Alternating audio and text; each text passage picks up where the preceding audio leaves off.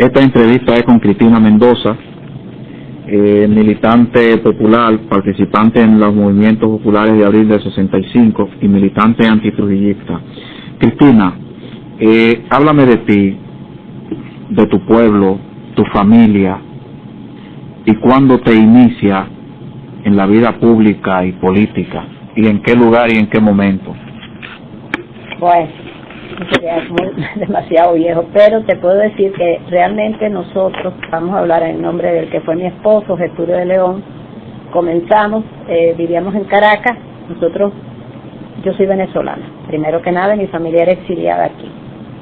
Cuando cayó Pérez Jiménez regresamos a Caracas, ya yo tenía amores con Getúlio, logramos que a él le dieran permiso de salir, salió, nos casamos en Caracas.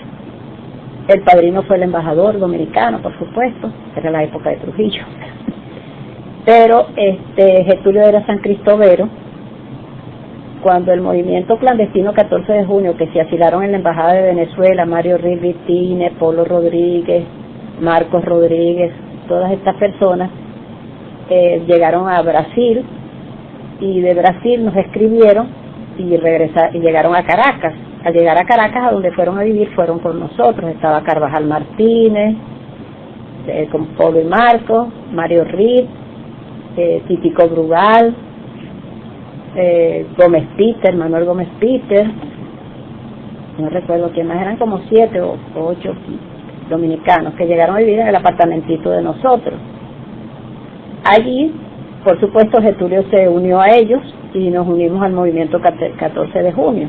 Ahí se fraguaron muchas entrevistas. Luis Gómez llegó de la Argentina y llegó allá. Luis Gómez siempre ha sido una persona muy combatiente. De allí salimos para Cuba. A raíz que después que Fidel estuvo en Caracas, se armó un movimiento que se estaba pidiendo dinero para luchar contra Trujillo y se comenzó a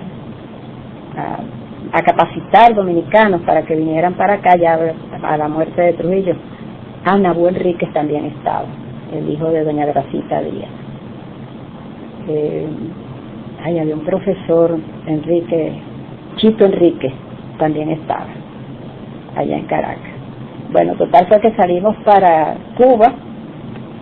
En un avión hubo personas que se negaron a ir. El Partido Comunista Venezolano había fletado ese avión y estaban completos los pasajes, entonces faltaba un pasaje. Entonces me dijeron que si yo me quería ir, yo agarré a mi hijo que tenía 9 meses, cerré mi apartamento y me fui con Getúlio para Cuba. En Cuba se estaban entrenando, allí conocimos a Pipe Faxas, llegó creo que Chanchano, José Daniel Ariza, estaba el mismo grupo de Caracas, más estos que estaban allá en La Habana. Ellos se entrenaron. Nosotros nos quedamos en La Habana, nos quedamos las 3 mujeres, la viuda de Pipe, Carmen Hernández, Gisela Peguero, la esposa de Tuto Peguero, que estaba también, y yo. Después fuimos regresando poco a poco a República Dominicana. A mí me mandaron adelante porque yo tenía pasaporte venezolano, yo era venezolana. Me fui con mi hijo, llegué a Curazao, de Curazao conseguí carta de ruta para un grupo de dominicanos. Engañé yo creo al pobre cónsul que se llamaba Hermosén Vargas y Vargas, creo que era de Tamboril. Recuerdo que cuando él le daba la mano a uno se ponía un pañuelo, como para no contaminar. Bueno, regresamos acá a República Dominicana, llegaron todos, pero había el movimiento de irse a la montaña, pero había personas que no estaban de acuerdo, como Luis Gómez, Getúlio, ¿quién más me acuerdo? No recuerdo quién más, que no estaban de acuerdo. Se entrenaron para venir a la montaña, pero cuando llegaron aquí vieron que no habían condiciones. Y entonces inclusive se separaron del 14 de junio y nos unimos al PCP. En el PCP, que estaba Quirico Valdés, que había llegado también de La Habana. Eso fue en el 63. Quirico Valdés, los hermanos Ducudrey. Bueno, ahí estuvimos, vino la guerrilla, vino el fracaso de la guerrilla, a Getúlio, a Salvador y Manuel Soriano, el gordo Soriano, que era del 14 de junio. Por la amistad que nos unió siempre con Pipe Faxas, le tocó, y Luisito Ibarra, que había sido su amigo de Getúlio. Fueron ellos a la montaña a buscar los cadáveres de los compañeros. Bueno, nos quedamos en el PCP y ahí estuvimos hasta que estalló el movimiento de abril, que ya se veía venir, ya se sabía que eso iba a pasar, porque había una efervescencia y un descontento, pero ya nosotros militábamos que era un partido más conservador, pero yo creo que no era conservador, sino que tenía como más madurez política. Realmente el 14 de junio era un partido de mucho embate, pero no había madurez, había como mucha cabeza caliente, y eso no era lo que convenía ni lo que conviene, y lo ha probado la historia, que no debe ser. Bueno, entonces vino la guerra. El 24 de abril realmente para mí fue una sorpresa. Yo me acuerdo que yo estaba donde una cuñada, cuando nos llamaron que había habido una insurgencia, que había un movimiento, que estaba... Fui corriendo, agarré a mi hijo, siempre mi hijo andaba conmigo, y me fui donde Delta. Delta vivía en la San Juan Bosco. De ahí fuimos a llevar a mi hijo a donde mi cuñado otra vez, a dejarlo allá como paquete, y nosotras nos fuimos a Radio Televisión Dominicana, que nos echaron agua, que sé yo cuánto, bueno. Pero lo más extraño, lo que a mí siempre me ha chocado, fue que cuando cogimos la 30 de marzo, venía una poblada de gente, y esa gente venían victoriando a Balaguer, que estaba afuera. Eso a mí me sorprendió, porque como no sabía lo que estaba pasando, yo dije, ¿será que es un movimiento a favor de Balaguer? Bueno, nos fuimos, yo me fui a Villa Duarte, yo vivía en Villa Duarte, y Getulio se quedó aquí en la ciudad, se quedó en la casa de un compañero del PCP, de Ventura John, que vivía en La España. Después Getulio regresó a buscarnos el día que entraron los yanquis, porque yo estaba sola con el niño, entonces había temor. Abandoné la casa, mi casa la ocuparon los americanos, hicieron que la saquearan para demostrar que la revolución era un movimiento como de gente baja. Entonces ellos metieron parte de la gente de Villa Duarte en la casa y saquearon la casa. A mí no me quedó de esa casa absolutamente nada. Yo le metí una demanda a los yanquis, me la desestimaron por la invasión a mi casa. Entonces de allí fuimos a la casa de la viuda de Pipe, de Carmen Hernández en La Estrelleta, y ahí pasamos toda la guerra hasta julio, que entonces conseguimos una casa en la José Gabriel García, donde me mudé y viví ahí como 5 o 10 años.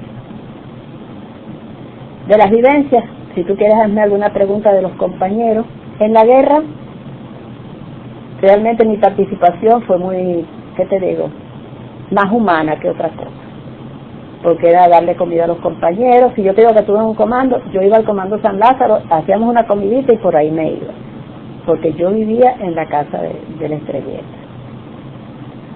Creo que en la guerra no se le ha dado el valor justo a los homosexuales y a las meretrices, sería la palabra, para no decir realmente la palabra, porque fueron personas que aportaron, que tuvieron valor y que nunca, que yo sepa, han exigido nada, ni una beca, ni un solar, nada han exigido, y se desaparecieron después de la guerra.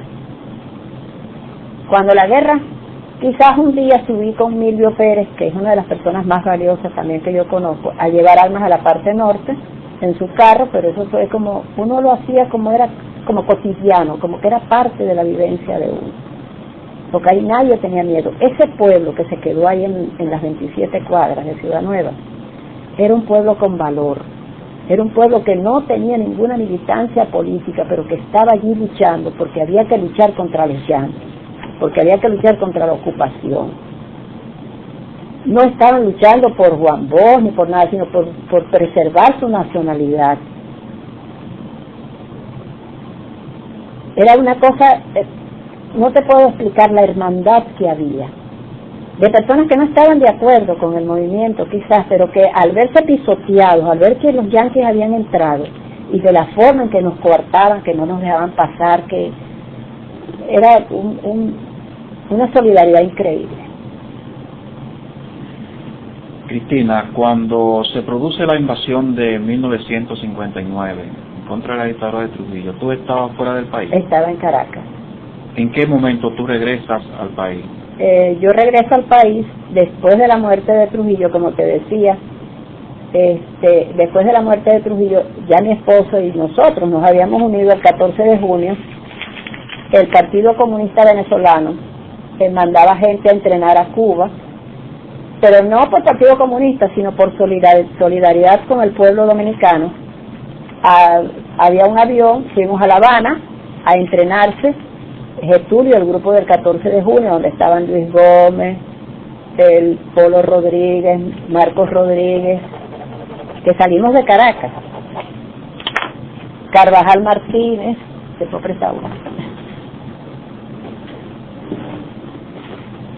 que Carvajal Martínez no fue a La Habana, ni Gómez Peter.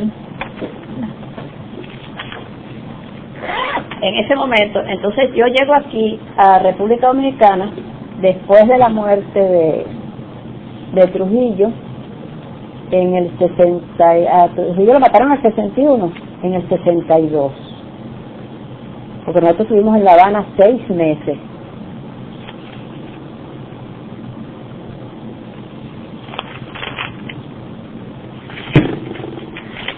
Eso es a grandes rasgos, porque imagínate, hay anécdotas, hay detalles que yo... Como el movimiento de 1959, como otros, tuvieron su mayor radio de acción en el exterior, fundamentalmente en Cuba y Venezuela,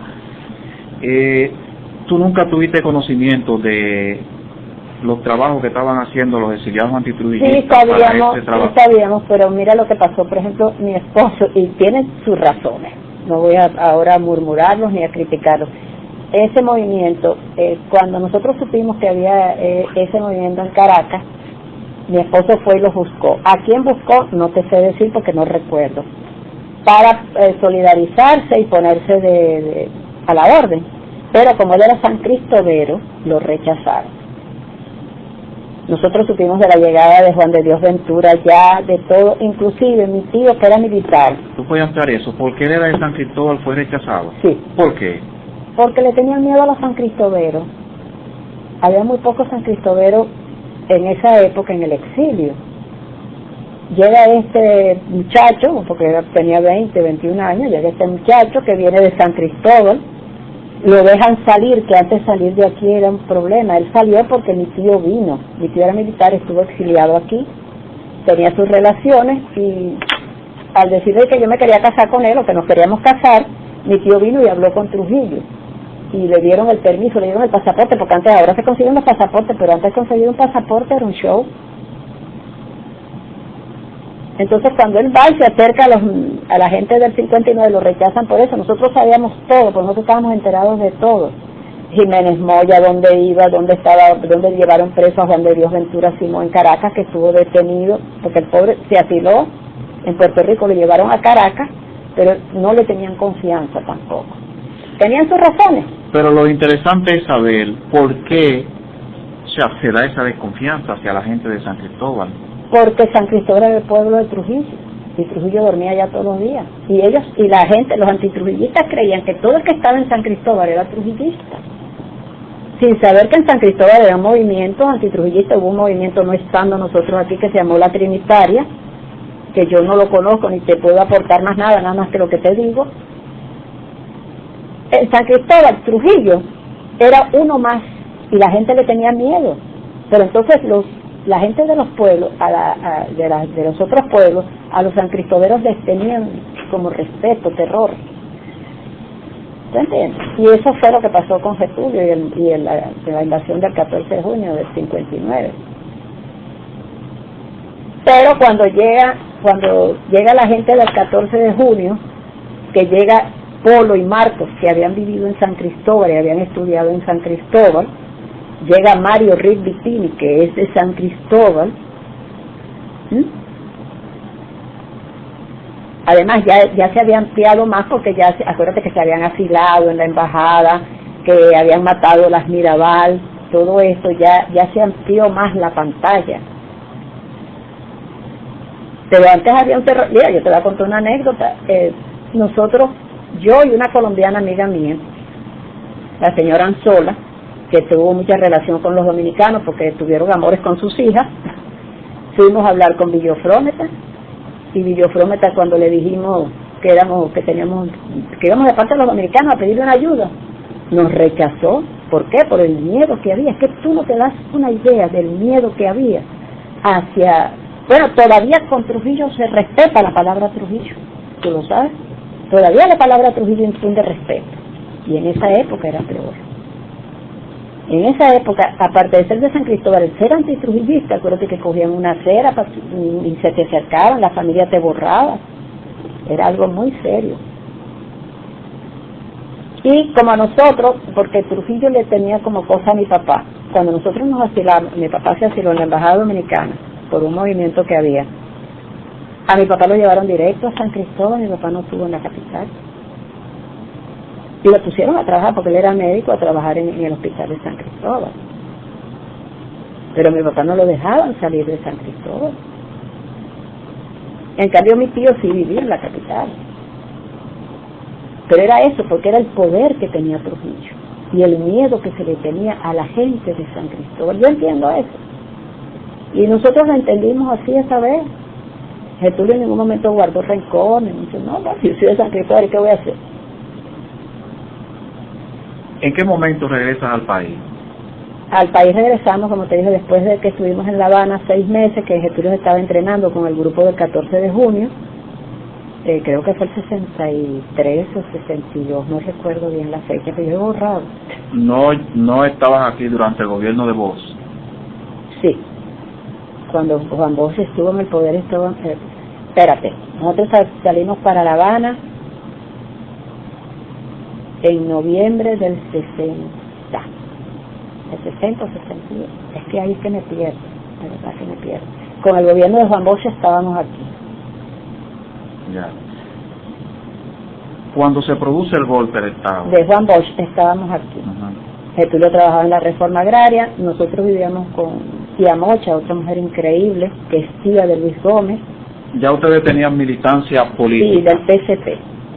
Es lo ¿Y que qué te hace? conté, era lo que te conté, que cuando nosotros llegamos, que Getúlio salió del 14 de junio por la cuestión de que no estaba de acuerdo con la guerrilla, se inscribió, se hizo militante del PCP, yo también me hice militante del PCP, no por él, sino porque yo soy, esas son mis ideas.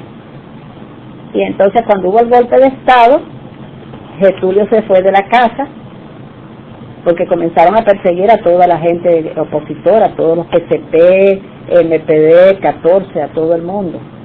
Además, acuérdate que vivíamos en una casa de Luis Gómez, que no se había casado. Nosotros participamos, bueno, mira, cuando el regreso de los exiliados de Trujillo, que eso fue en el año, es que me pierdo en los años, Ángel, tú me excusas, una borrada, yo me acuerdo de los hechos, pero eso de fecha, para nada. Se luchó, eso te iba a decir, se luchó mucho para que regresaran los exiliados que habían de la época de Trujillo, que estaba Pedro Mir, toda esa gente que estaban fuera. Ángel Miola me había regresado, ya. Es que es muy confuso por la fecha y porque no recuerdo la fecha. Y dentro de lo que fue todo ese movimiento que comenzó a gestarse, inmediatamente se derroca al gobierno de Bosch. ¿En cuáles de esos movimientos, tanto civiles como militares, tú estuviste vinculada? Bueno, como yo pertenecía al PCP, salíamos a poner letreros, hacíamos manifestaciones, recogíamos firmas. Yo pertenecía a la Federación de Mujeres. La Federación de Mujeres hizo muchísimas manifestaciones. Una vez, Delta lo cuenta en su libro, Camaño nos atacó, porque era de los cascos blancos, si mal no recuerdo. En eso estuvimos involucrados. Todos los días había algo, todos los días había una manifestación, todos los días se salía a poner un letrero de noche. Una noche nos detuvieron, que andábamos Semiramis Gómez, la hermana de Luis, Rolando Bretón, ¿cuál era el otro que andaba? Papi Bujosa, que te lo pongo ahí en la lista, que salimos a poner unos letreros porque nunca se dejó de rechazar el golpe de Estado.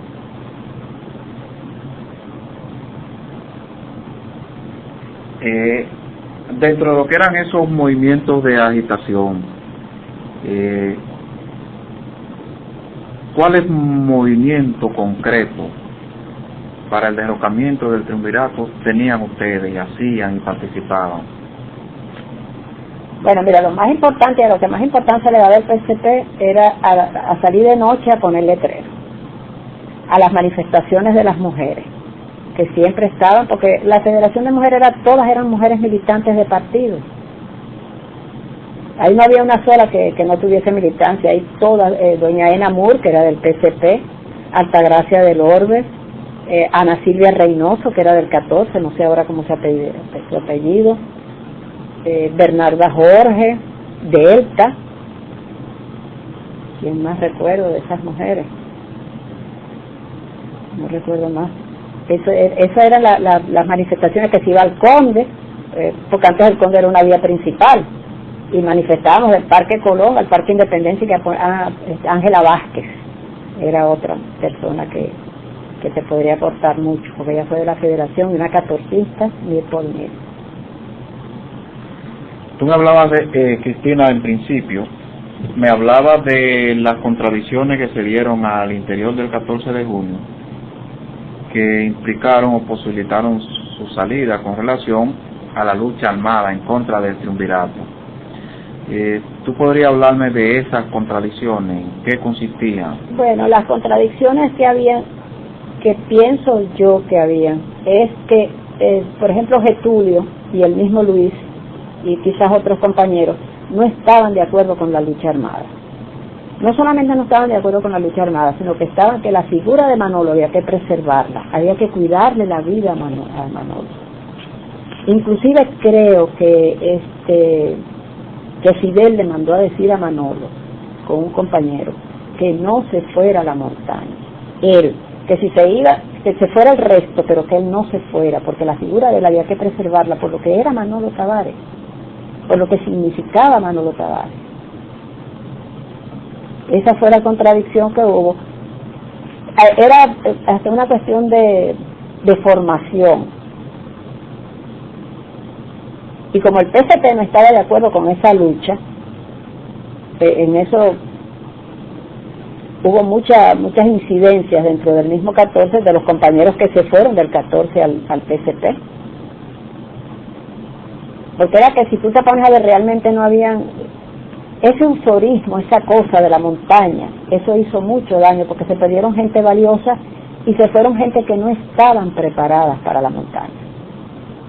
Aquí hubo despedidas a los compañeros que se iban para la montaña. Y te lo digo porque la mamá de un compañero era la encargada de hacer los uniformes y me lo contó. ¿Existe alguna constancia de ese recado que le mandó Fidel a Manolo?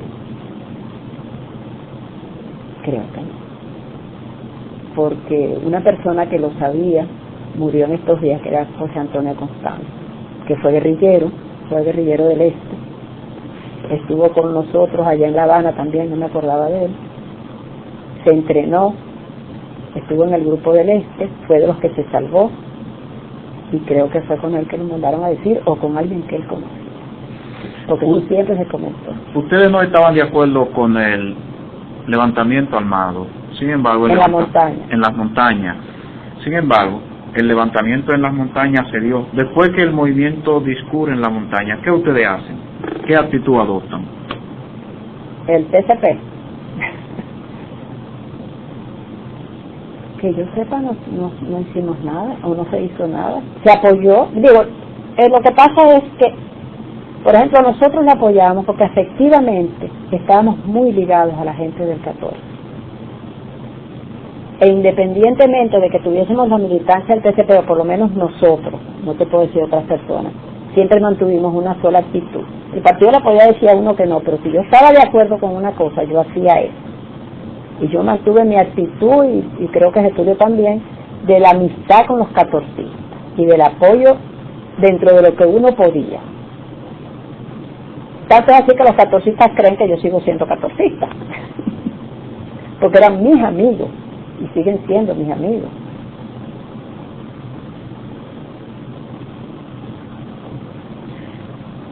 En ese momento, ¿cuáles eran los planteamientos políticos básicos que tenía el PSP con relación al derrocamiento del triunvirato? ¿Qué planteaba en concreto?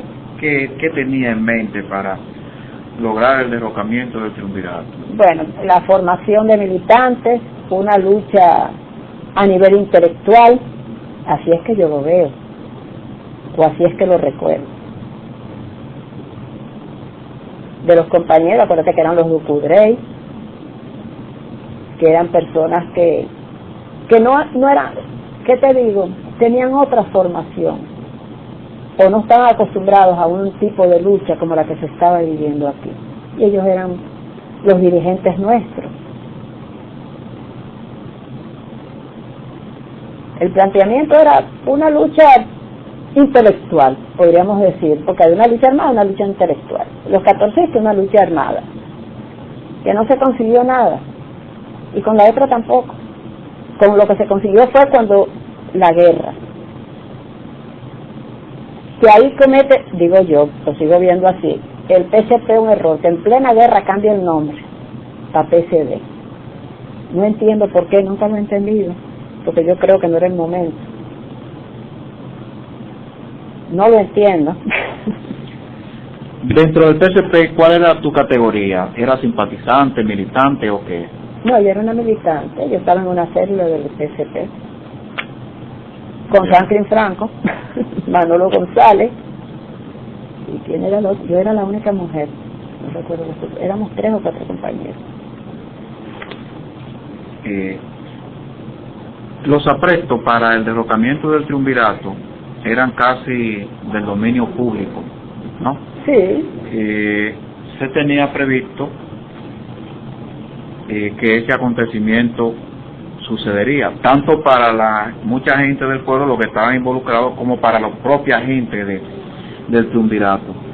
El 24 de abril de 1965 lo toma ustedes por sorpresa. A mí me tomó, bueno, se estaba esperando algo, porque inclusive una de las cosas que a nosotros nos mandaron era que nos mandaban a ¿cómo es que se llama esto? A llevar letreros al ensanche Osama, hacer letreros, a llevar a pintar paredes.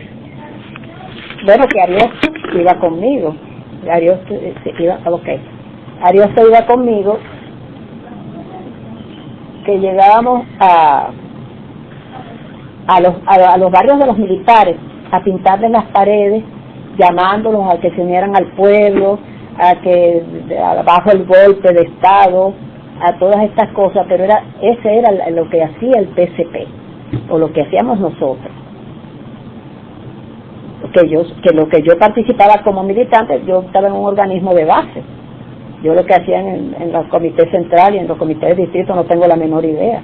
Yo estaba en un organismo de base. Yo particularmente, lo que se estudia así en su organismo no sé, porque como no se podía hablar, no hablábamos de eso. Además que no es la forma de uno, la formación de uno es que mientras tú menos sepas, menos dices. En ese momento, tanto personal como políticamente, sobre todo con el combate más emblemático del movimiento armado, los combates del puente, ¿cuál es la reacción tanto del PSP como la tuya? No, unirse al movimiento del pueblo. A eso fue lo que te dije, el pueblo se unió, en el combate del pueblo, ahí estaba todo el mundo. Yo todavía estaba en Villa Duarte, y yo me acuerdo que yo lo que hice particularmente, que decían que había que poner un espejo en el techo, yo subí a mi techo y llevé mi espejo grandote, y a mi vecina, que era esposa de un coronel que falleció, Chepelín Seara, que estaba en el hospital Marión, porque él era médico, también le subí el espejo al puente. Y tanto es así que hablábamos y tratábamos de agitar a la gente de Villa Duarte. Hay quien dice que en mi casa, porque en mi casa se reunió el comité central del PSP antes del 24 de abril, clandestinos, todos, qué sé yo qué. En la esquina vivía Hilda Gotró, aquí en mi casa. Dicen que Hilda me denunció, ya han pasado 40 años, lo puedo decir. Que cuando llegaron las fuerzas ella me denunció porque yo era del NPD, Y entonces había, porque eso era otra cosa, había mucha tirria entre el PCP y el MPD. Era una cosa increíble cómo se trataba. Y se siguieron tratando. Y se siguen tratando. Yo te digo que nosotros somos una gente rara, yo particularmente, porque yo eso a mí no me paro. Yo si tengo un amigo, de mis mejores amigos es la familia de Fafa Taveras y Magali Pinero. Sean lo que sean, son mis amigos, fueron mis vecinos durante años. ¿Así era gobernación? Sí. Cristina. Bueno.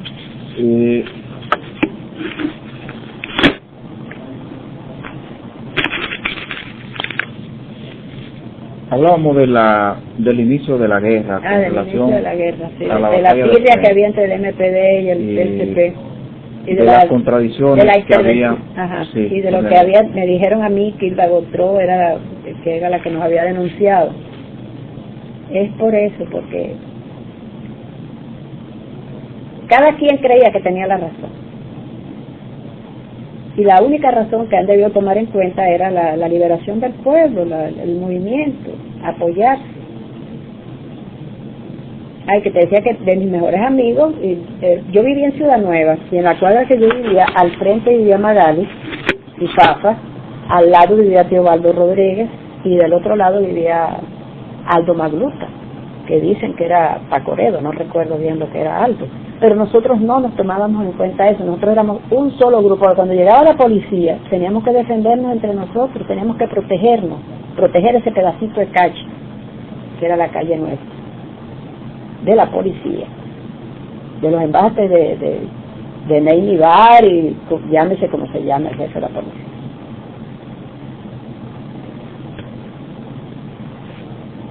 Cristina, en los días 24, 25 y 26, prácticamente ya las fuerzas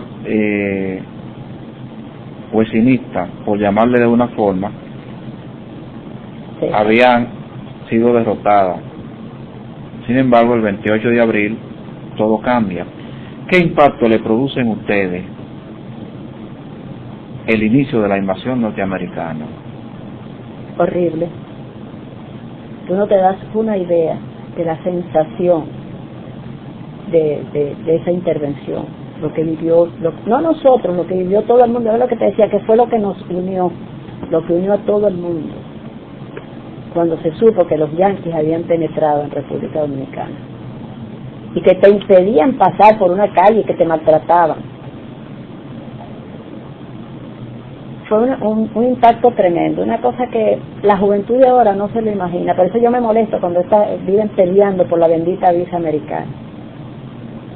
A mí eso me causa un asco, porque esa palabra, un asco, en la juventud y en las personas, hasta los compañeros que luchan por la visa americana después de esa intervención, y una intervención sin razón, porque es lo que tú dices, ya se había solucionado el problema, ya estaban vencidos el CEFA y ya el pueblo, estaban pidiendo a Juan Bosch, y se supone que Juan Bosch venía, tampoco lo dejaron salir de Puerto Rico. Todos los días nos decían, Juan Bosch llega hoy, pero el pobre no lo dejaban salir de Puerto Rico, era un preso de confianza. Después tiraron la lista. ¿El pueblo puertorriqueño? Los yanquis, vale. ¿O los norteamericanos? Los norteamericanos, el pueblo puertorriqueño no, los norteamericanos. Cristina, tú no me hablabas en principio de tu colaboración y de tu participación con los comandos en la logística. ¿Cuál era tu experiencia más memorable dentro de lo que eran esa tradición de los combates con los comandos? Ninguna, porque yo no combatí en un comando.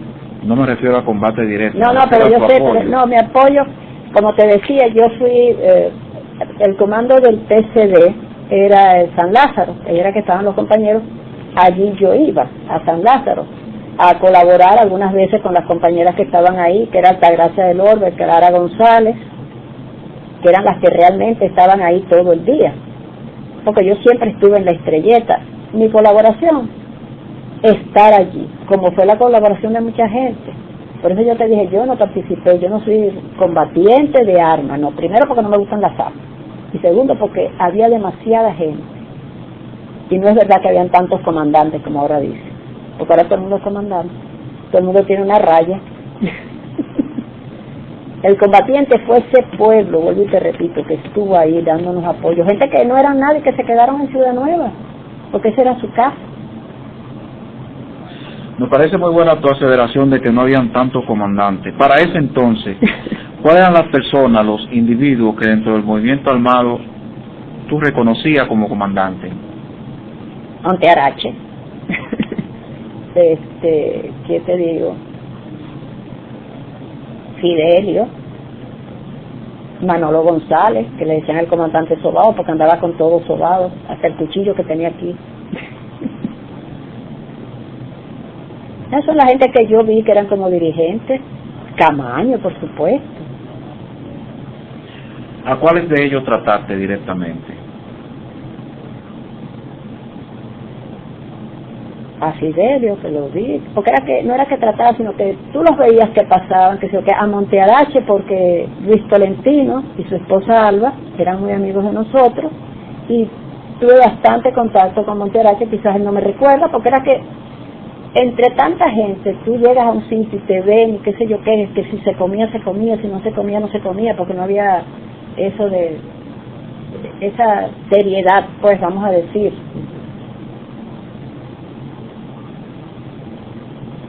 Porque es que yo creo que tú le preguntas a cualquiera, a X persona que estuvo en la guerra, y te va a decir lo mismo que yo. No, yo me quedé, pero yo no participé en nada, no soy comandante, no soy peleador, combatiente, pues, no, combatiente de que me quedé, pero no combatiente de coger un arma ni de tener ninguna participación. Cristina, sabido es que en un movimiento de esa naturaleza no solamente participa el que combate directamente, sí, sino el que está. En ese sentido,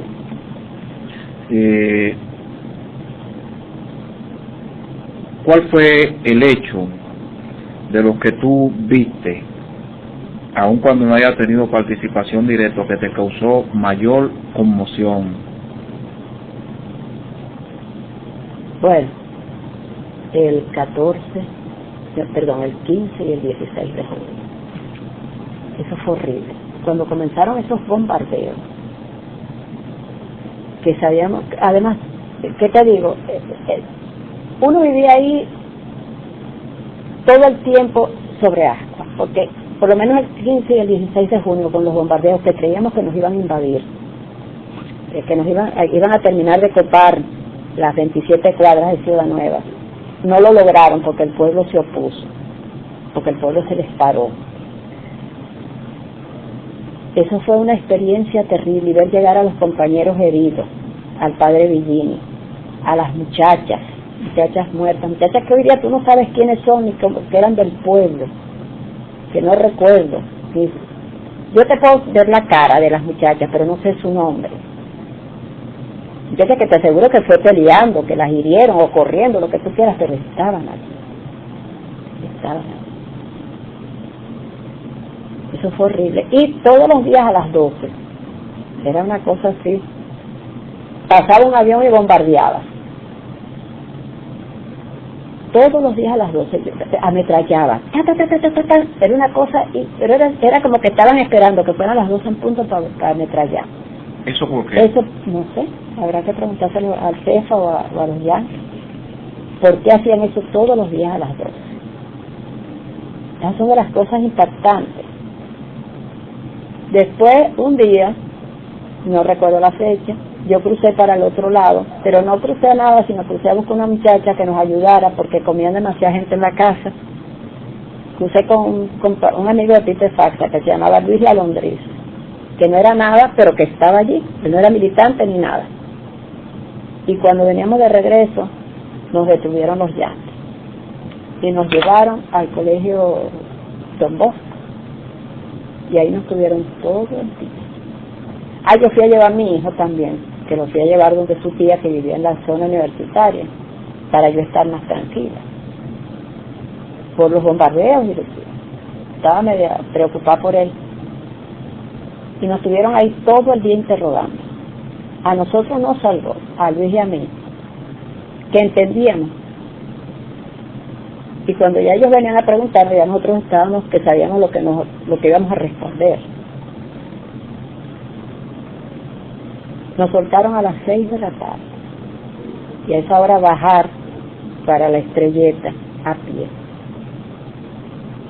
Esa es una cosa que a mí siempre me ha como causado un poquito de grima, porque han podido matarnos. Tanto matando a los compañeros como porque a las 6 de la tarde ya había toque de queda.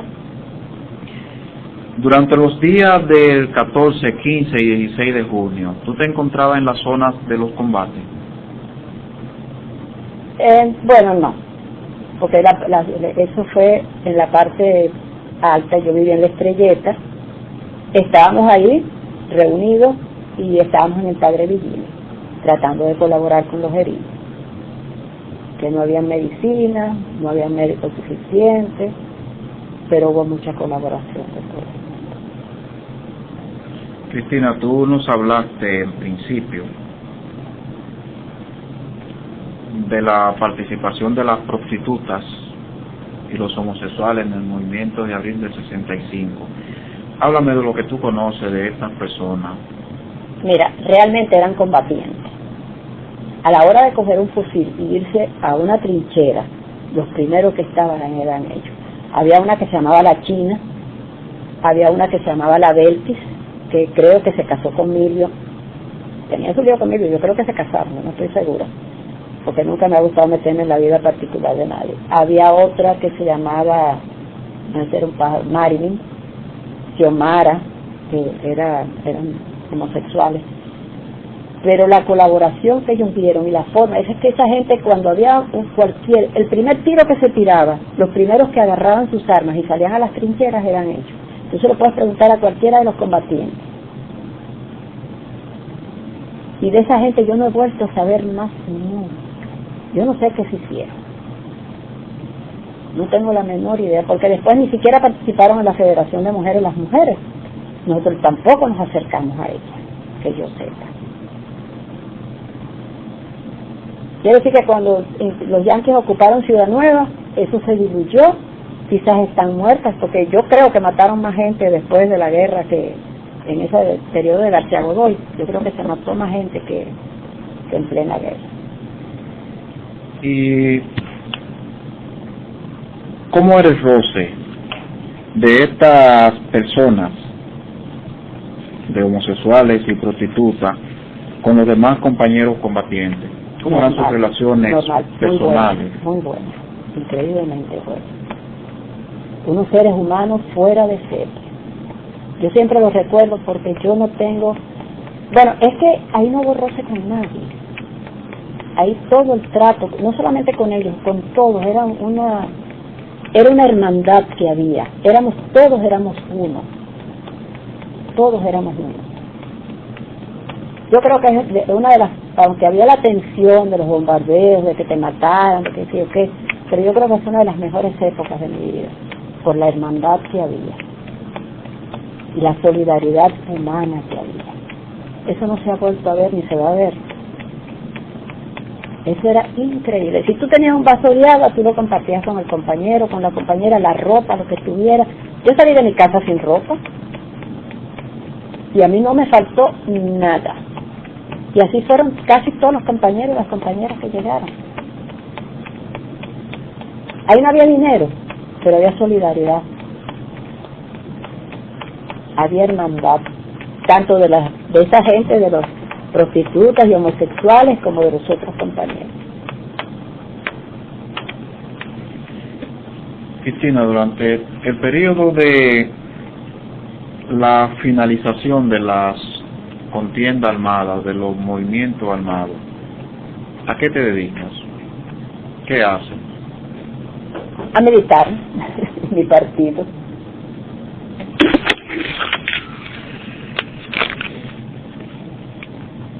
Ese producto de la guerra, como muchos niños. O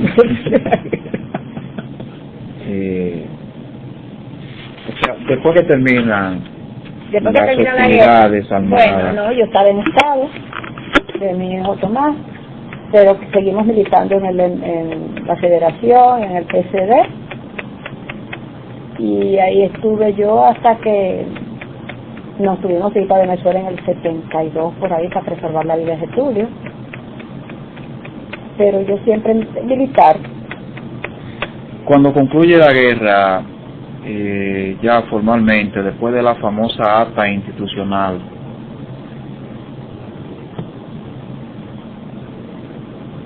¿no fueron víctimas de acoso, represión, sí, y todo eso? De mucha represión. En mi casa allanaban un día sí, el otro también.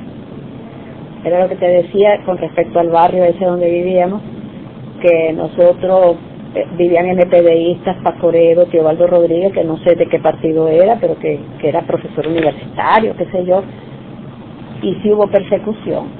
Tanto es así que nosotros nos tuvimos que ir del país para preservar la vida de Getulio, porque el único PCDista que cogían preso todos los días era Getulio, y lo desaparecían, y volvió otra vez, aparecía, y muchas veces, para que tú veas lo que es la hermandad vista desde otra forma, a Getulio lo cogieron preso una vez en Nagua, y el PCD ni nadie sabía de dónde estaba, porque lo habían mandado a hacer un trabajo en esa zona, porque él era un cuadro, y no se sabía dónde estaba, y Fafa Tavera, que estaba preso, y lo vio, lo cogieron preso en Santiago una vez, en una cantina mandó a decir dónde estaba Jesús, porque él lo había visto en Nagua, porque eso era parte de la hermandad que mucha gente no entiende. Pero sí hubo, después, no, mira, lo que se vivió después de que se terminó la guerra, la persecución, y más en la época de Balaguer y en la época de García Godoy, era increíble. Eso eran los Caliejas atrás de ti, los allanamientos, la falta de respeto. A mi casa iba todos los días a las 12 del día este señor Estrella Rojas, que era el director de inmigración. Él iba todos los días, me mandaba a buscar en un carro para obligarme a que yo dijera dónde estaba Getulio, y me decía que me iba a quitar mis hijos y que me iba a deportar. Y que yo estaba al día con mis papeles, yo nunca en mi vida estaba al día pagando mis impuestos de inmigración. Eso era todos los días que él me mandaba a buscar, hasta que una vez hablé con un abogado catorcista y él fue conmigo. Ay, ¿cómo que se llama él? Que es así chiquitico, que es de esos abogados, él es de la línea noroeste, muy amigo Manolo, era él, que era de deporte también, ¿cómo se me olvida el nombre de él? Y él fue conmigo y él se le paró a Estrella Roja, y después de eso me dejaron tranquilo, pero como un mes, pero me dejaron tranquilo. Ya yo estaba con el estómago que no lo soportaba, porque todos los días a las 12 que te vayan a buscar y te traten de obligar. Allanaban mi casa y me llevaban el pasaporte, tenía que buscar cónsul venezolano para que fuera conmigo a buscar mi pasaporte. Fue una cosa horrible en esos días. Y encima de eso, había compañeros de partidos, a mi casa le tiraron 2 bombas. Un 24 de abril me tiraron una bomba de estruendo y un 30 de mayo una granada. Y a mí me dijo Moisés Blanco que la de estruendo que me habían tirado había sido un comando de los minas, un comité de los minas que estaban contra los revisionistas. Yo era revisión. Y durante el periodo del gobierno de Balaguer, durante el tiempo que ustedes estuvieron aquí, ¿todo siguió siendo igual? Todo fue peor. El maltrato, la persecución, la prisión. Getulio, como te digo, tuvo que salir porque lo cogieron preso. El único que cogían preso del PC era él. Lo estaban siguiendo, no sé qué papel jugaba él dentro del PCD. Bueno, él era de la Comisión Armada, no sé. Una vez lo cogieron preso en Santiago, lo juzgaron. Otra vez lo cogieron preso él estaba trabajando en Boca Chica, porque tenía que trabajar para mantenernos, porque si no, imagino. Y lo metieron, cuando la invasión de Camaño, lo cogieron preso en Boca Chica, que estaba trabajando en el muelle con Norberto Roca, y lo metieron en ¿cómo que le dicen aquí? ¿Un tigrito? No. En una solitaria, que en Venezuela le dicen tigrito. En una solitaria, desnudo, pasó un mes desnudo. con agua que le daba por aquí, se llenó de ronchas, qué sé yo qué, hasta que logramos sacar. Ahí le dio una úlcera, bueno, de todo. Entonces por eso fue que resolvimos, resolvió el partido, que lo mejor era que él saliera del país. Fue por recomendación del PCD. Porque en eso el PCD preservaba más sus militantes que otros partidos. Entonces nos fuimos a Venezuela, en el 60, 71. Cristina, dentro de todo lo que hemos conversado, lo que ha sido tu narrativa, de tus vivencias, ¿cuál aspecto dentro de todo eso tú crees que debe resaltarse más, que no hayamos hablado? No, si me acuerdo de algo más te lo digo, pero yo creo que no, que por lo menos yo no me arrepiento de lo que he vivido ni de lo que he aportado a la democracia, entre comillas. Creo que no se debe endiosar a Balaguer, porque ha sido de las personas más negativas que ha habido en la vida. Para mí Trujillo fue balaguerista, no Balaguer trujillista. Es mi opinión, muy sincera. Y creo que hay que seguir luchando. Hay que seguir luchando. Soy anti-yanqui, que fui a Nueva York, me pasé 3 meses como turista, pero no vuelvo más nunca, se pueden coger su visa. Y tengo una visa indefinida, que ya como que las están quitando, creo. Pero como venezolana me dieron una visa indefinida hace ya 5 años. Bueno, antes de Chávez, soy chavista. No, eso es todo. Y creo que se debe dársele como el mérito a las personas que estuvieron allí y que no son comandantes, porque eso es lo que más me ha chocado de todo esto, estos movimientos, estas cosas. Ahora todo el mundo, todos somos héroes.